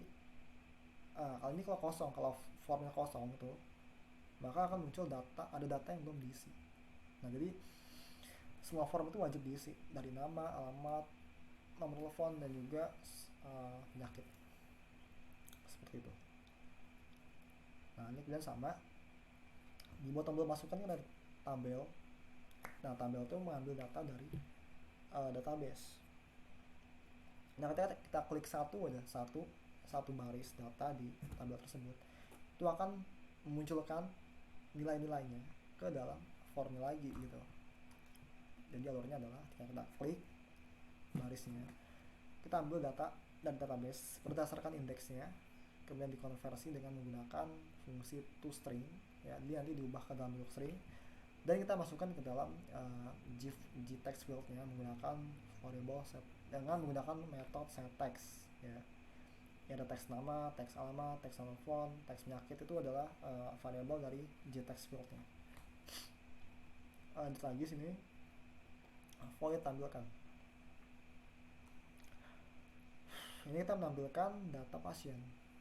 Nah, dengan menggunakan query select bintang from pasien. Nah, selanjutnya kita bikin gframe ruangan. Kita bisa klik new, kemudian gframe from, dan beri nama ruangan GUI. Nah, ini adalah tampilannya. Ada drop down, ada JText field, tombol, dan tabel. Nah, untuk codingannya seperti ini. Yang pertama kita harus import dulu library yang dibutuhkan, seperti SQL connection, driver manager, result set, dan lain-lainnya. Kemudian masuk ke codingan intinya, yaitu kelas ruangan GUI extend Java Swing gframe. Nah, dalam kelas tersebut itu ada beberapa fungsi. Salah satunya adalah fungsi ruangan GUI, dimana nantinya sini kita akan melakukan inisialisasi untuk pasiennya, judul pasiennya, yaitu ID, nama penyakit, dokter, jadwal praktek, dan judul. Intinya sini kita akan memanggil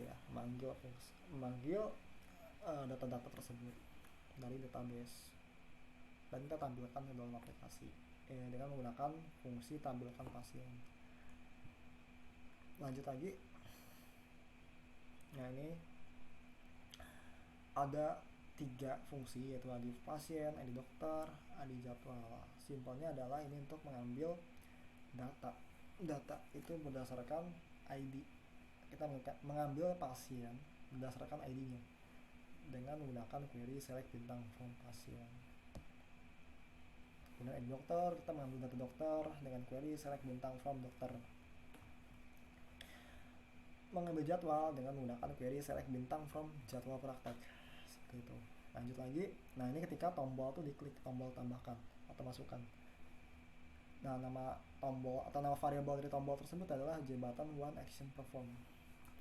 Nah, ketika diklik akan membuat koneksi baru. Kemudian jalankan query insert into ruangan ID pasiennya, ID dokter, ini kolomnya atau atribut. Dan untuk valuesnya kita ambil, ya, kita get selected. Karena ini kenapa get selected item? Karena kita tadi menggunakan drop down untuk pilihan dokter dan pasien. Nah, untuk nomor ruangan, nama gedung, itu kita menggunakan get text untuk mengambil data yang dimasukkan di JText field. Seperti itu. Ini sama, if p baris lebih dari 0 berarti ada data yang terpengaruhi. Kalau lebih dari 0 berarti 1, itu berarti ada data yang terpengaruhi, maka kita berhasil untuk masuk. Kalau gagal, maka ya akan menampilkan pesan gagal dalam uji option pen.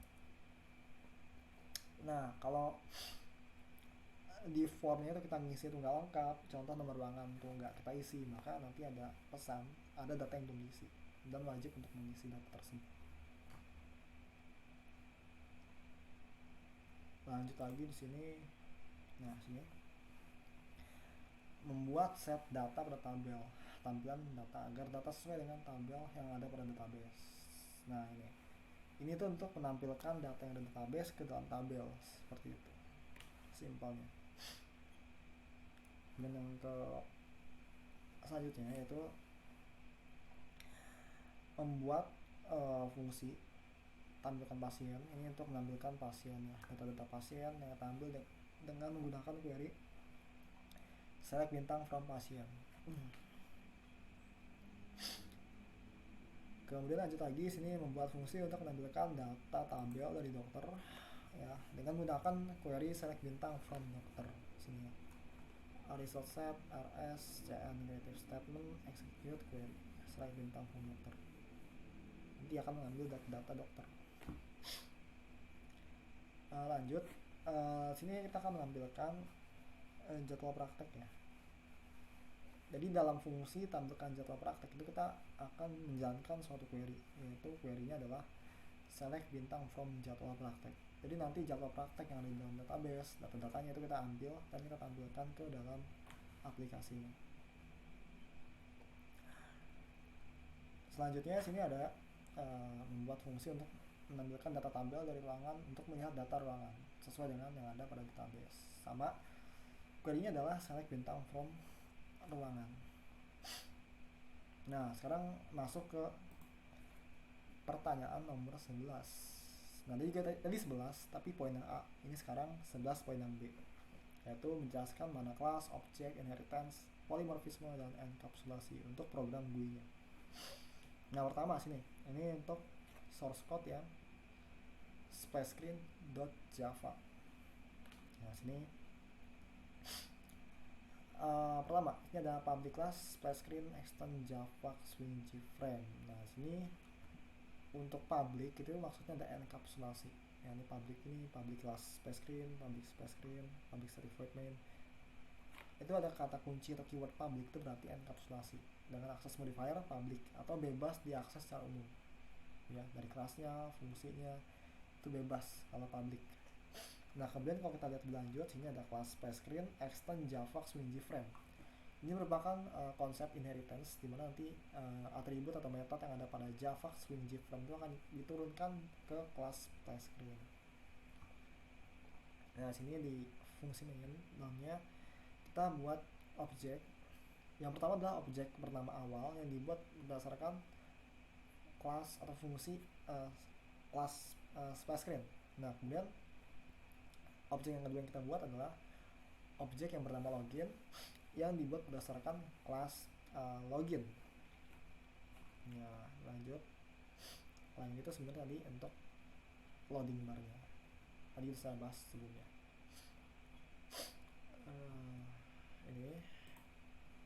Ini adalah source code untuk login.java atau Java class-nya. Ini ada kode-kode ini kotakin. Yang pertama dia ada kotak biru itu public ya, private, public itu merupakan enkapsulasi. Kalau public berarti akses modifier public, berarti kelas atau fungsi itu dapat diakses secara bebas. Kalau private berarti kelas atau fungsi tersebut itu terbatas, mungkin hanya bisa diakses oleh kelas atau fungsi tertentu saja. Kemudian sini ada, kalau kita lihat lagi ada kelas login, itu kotak berwarna ungu ya. Kemudian sini ada kelas login extend java swing gframe, itu inheritance. Jadi nanti atribut metode yang ada pada java swing gframe akan diturunkan ke dalam kelas login seperti itu. Nah, sini ada lagi objek kotak jingga. Objek yang bernama main ya, kita buat berdasarkan kelas main seperti itu. Nah, lanjut lagi sini, masih panjang programnya. Oke, lanjut lagi, sini ada enkapsulasi lagi, ada private, public ya, kotak warna biru. Kotak warna biru nih awal ada private, yang ini public. Ini berarti oleh private berarti fungsi tersebut itu cuma bisa diakses oleh kelas atau fungsi tertentu, atau dengan data lain tidak bisa diakses secara bebas. Nah, kalau public itu berarti bebas diakses. Nah, sini ada lagi public void run. Nah, jadi fungsi run ini tuh dapat diakses secara bebas karena modifier itu public. Lanjut lagi. Nah, sekarang masuk ke source code main.java. Yang pertama sini ada kelas main kotak ungu ini. Nah, yang biru ini kotak biru itu ada public itu maksudnya enkapsulasi. Jadi kalau public berarti fungsi atau kelas tersebut dapat diakses secara bebas. Nah, kemudian di sini ada kotak berwarna merah atau inheritance main extend java swing gframe. Berarti nanti java swing gframe itu akan menurunkan atribut atau metodenya ke dalam kelas main. Kita membuat sebuah objek lagi, kotak jingga. Di sini kita membuat objek bernama myImage dengan berdasarkan pada kelas image icon. Seperti itu. Nah, lanjut lagi, sini ada ini tombol, sebenarnya tombol beberapa fungsi. Dalamnya ada dokter action perform, pasien action perform, ruangan action perform, lockout action perform, dimana ada tulisan private ya, kotak warna biru itu artinya adalah tombol-tombol ini tuh nggak bisa diakses secara bebas, mungkin bisa diakses lewat kelas tertentu atau fungsi tertentu saja. Kemudian di sini kita bikin objek ya, kotak warna jingga login. Sini objeknya bernama login, yang dibuat berdasarkan kelas login. Nah, kemudian lanjutnya adalah public static void main yang kita buat ya, maksudnya enkapsulasi. Jadi fungsi main ini kita enkapsulasi tapi dalam bentuk akses modifier public. Berarti fungsi main dapat diakses secara bebas. Kemudian juga fungsi run dapat diakses secara bebas karena berakses modifier public atau enkapsulasinya public. Lanjut lagi Dr. GUI.java sini. Nah, di fungsi di source code ini ada beberapa kotak ya, kotak berwarna biru. Ini enkapsulasi ya, karena ada tandanya public. Itu enkapsulasi, berarti fungsi atau kelas tersebut dapat diakses secara bebas. Kemudian ada kelas, beberapa kelas yang ditandai dengan kotak berwarna ungu. Yang pertama ada kelas Dr. GUI, kelas orang, dan kelas dokter. Nah, kemudian yang kotak berwarna merah itu inheritance. Contoh sini ada kelas Dr. GUI extend Javax Swingy Frame. Jadi nanti Javax Swingy Frame itu bakal menurunkan atribut atau metodenya ke dalam kelas Dr. GUI. Nah, kemudian sini ada kelas dokter extend orang, berarti nanti di kelas orang itu kita akan menurunkan metode atau atribut ke dalam kelas dokter. Lanjut lagi sini. Oke, sini. Nah, sini ada jbutton, berarti button ya, jbutton one action perform.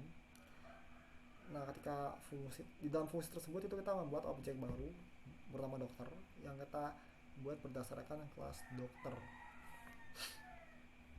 Lanjut lagi. Sini ada enkapsulasi lagi, private dan public ya sini ya. Berarti untuk yang table mouse click ini private, nggak bisa diakses secara bebas untuk fungsi tersebut. Tapi kalau fungsi main ini dapat diakses secara bebas karena akses modifier atau enkapsulasinya itu public. Nah, sini juga ada fungsi run sama enkapsulasi public, berarti fungsi run dapat diakses secara bebas. Nah, kemudian ada fungsi tampilkan tapi private, berarti fungsi tampilkan itu hanya bisa dipanggil dari kelas atau fungsi tertentu saja, atau dengan kata lain nggak bisa diakses secara bebas. Lanjut lagi, ini pasien GUI.java. Sini ada sama, ada kotak biru sama public itu enkapsulasi, berarti kelas atau fungsi tersebut dapat diakses secara bebas. Nah, lanjut ke kotak yang berwarna ungu, itu kelas pasien GUI, dimana kelas pasien GUI ini mendapatkan turunan atau inheritance dari Javax Swingy Frame yang ditandai dengan adanya keyword extend. Nah, sama juga dengan kelas pasien ini juga mendapatkan turunan dari kelas orang. Nah, ditunjukkan dengan adanya extend orang. Nah, lalu di sini ada string penyakit, itu penerapan konsep polymorphisme. Jadi untuk membedakan atribut dari child class-nya dengan parent class-nya. Seperti itu. Jadi nantinya kelas pasien extend orang itu isi atributnya adalah nama, alamat, nomor telepon, dan juga penyakit. Lanjut lagi, sini ada inheritance, bukan inheritance, ini salah. Ini harusnya enkapsulasi ya.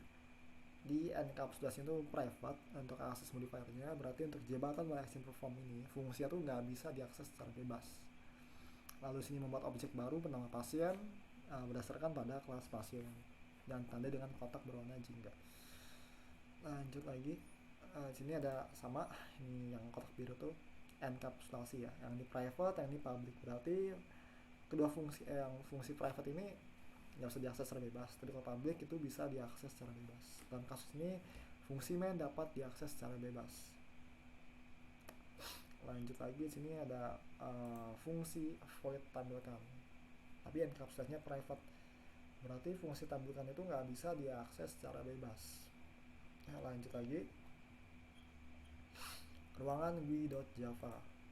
Di sini sama ada enkapsulasi, kotak berwarna biru ya, atau tulisan public, berarti kelas dan fungsi tersebut itu dapat diakses secara bebas.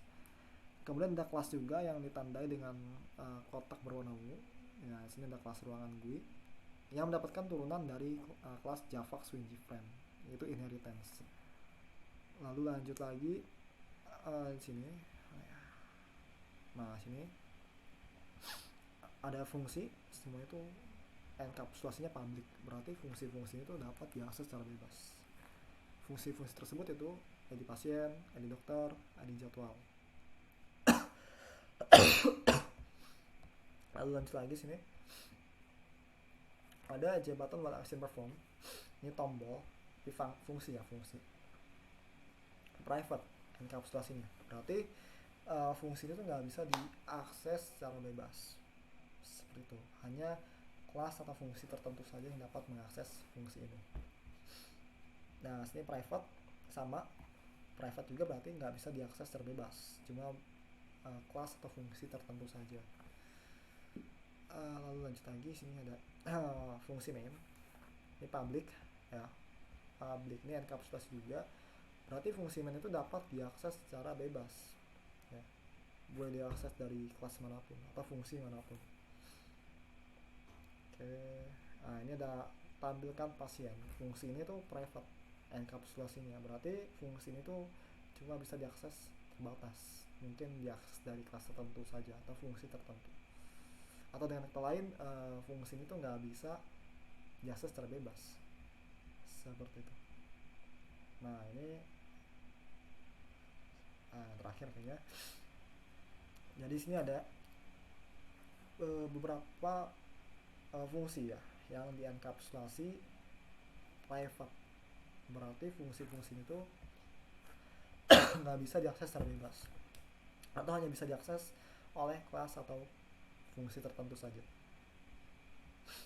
Nah, ini pertanyaan nomor 6, pertanyaan terakhir, dimana pertanyaan nomor 6 ini berkaitan dengan pertanyaan nomor 12. Kalau yang tadi nomor 5 itu berkaitan dengan nomor 11. Nah, sekarang nomor 6 berkaitan dengan nomor 12. Download and copy paste ERD hasil pembuatan database MySQL. Nah, ini caranya adalah kita bisa pertama aktifkan dulu SAM-nya, baik Apache dan PHP-nya. Kemudian kita bisa masuk ke tampilan ini dengan mengetikkan localhost /phpMyAdmin pada address bar browser. Nanti akan muncul ini. Nanti di sidebar ini kita pilih database yang mana. Nah, kalau saya itu TB2 PBU. Saya klik, nanti akan muncul beberapa menu sini. Ada struktur, SQL, search, query, export, import, operation, privilege, routines, event, triggers, dan designer. Kita bisa klik designer untuk melihat ERD-nya. Nah, kemudian kita bisa simpan ERD tersebut dengan memilih export schema. Nanti akan di save. Maka hasilnya seperti ini ERD-nya, mirip-mirip dengan class diagram. Nah, selanjutnya ini alur ERD ya. Jadi ini pertanyaan nomor 12 poin A. Jadi alur ERD ini adalah terdapat beberapa kelas sendiri dalamnya, yaitu orang, pasien, dokter, admin, ruangan, dan jadwal praktek. Nah, alur itu dimulai dari kelas admin atau entity admin yang harus diisi data terlebih dahulu. Setelah admin sedang isi data, data tersebut akan digunakan untuk login ke dalam aplikasi. Nah, setelah login, nanti admin dapat mengisi data-data pada entity orang, pasien, dokter, jadwal praktek, ya, gitu. Nah, setelah terisi orang, pasien, dokter, jadwal praktek, maka kita bisa mengisi data ruangan. Ya, karena nanti data ruangan itu isinya ya kurang lebih ada data-data pasien, dokter, jadwal praktek, dan juga ada sedikit data tambahan seperti nomor ruangan, dan nama gedung. Nah, masuk ke soal terakhir, nomor 12 poin B. Di sini ada analisa ERD. Nah, jadi jika kalau kita lihat tadi berdasarkan kelas diagram yang telah kita buat dan ERD yang kita dapatkan dari phpMyAdmin, itu ada sedikit perbedaan. Nah, yang pertama, jika dilihat pada kelas diagram itu terdapat entitas orang, ya, dimana entitas orang ini merupakan parent dari kelas dokter dan pasien. Nah, di ERD nggak ada. Nah, jika di ERD, data itu inheritance dari orang langsung masuk ke dalam entitas pasien. Jadi simpel gini, kita nggak bikin tabel orang di database, jadi kita langsung bikin aja tabel pasien dan dokter yang di dalamnya itu berisi data-data atau atribut dari kelas orang. Jadi langsung seperti itu. Nah, pada IRT ini admin hanya mengolah data, sehingga nggak ada data yang perlu diambil dari tabel admin untuk ditampilkan. Makanya tadi kalau kita lihat itu nggak ada relasinya untuk entitas admin seperti itu. Nah, jika di kelas diagram, kenapa ada relasinya untuk kelas admin? Karena kita bisa mengolah, admin itu dapat mengolah data-data dari kelas dokter, ruangan, pasien, jadwal praktek yang memiliki relasi one to many. Nah, untuk soal selesai, selanjutnya akan saya demokan aplikasinya. Ya, jadi saya buka NetBeans-nya sini. Ini adalah program untuk CLI-nya. Akan saya jalankan. Shift F6. Kita demokan.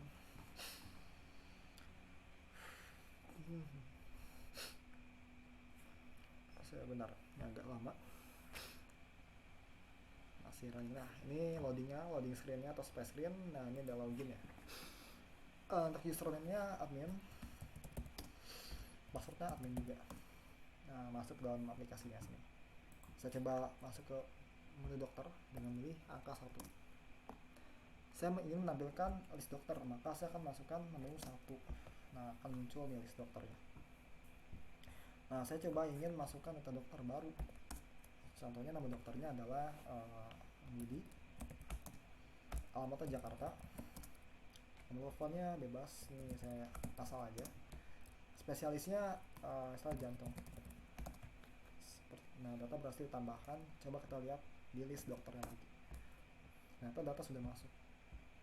Ya, untuk membuktikan apakah data sama dengan database, kita coba buka PHP adminnya, masuk ke dalam tabel dokter.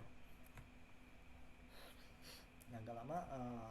Nah, ini data dokter yang terakhir kita masukkan, yaitu dokter bernama Budi dengan spesialis jantung.